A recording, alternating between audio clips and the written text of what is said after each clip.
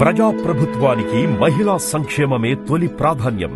రాష్ట్రంలోని 1 కోటి మంది మహిళలను కోటీశ్వరులను చేయాలనే సమున్నత లక్ష్యంతో అనేక కార్యక్రమాలను చేపడుతోంది రాష్ట్ర ప్రభుత్వం.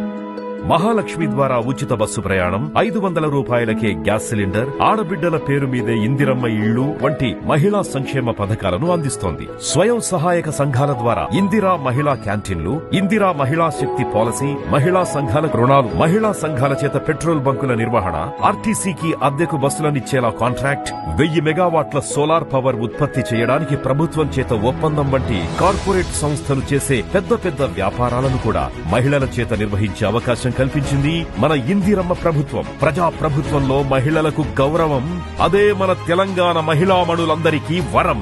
లక్షలాదిగా తరలిరండి. అంతర్జాతీయ మహిళా దినోత్సవం సందర్భంగా ఘనంగా ఇందిరా మహిళా శక్తి సదస్సు జరుపుకుందాం.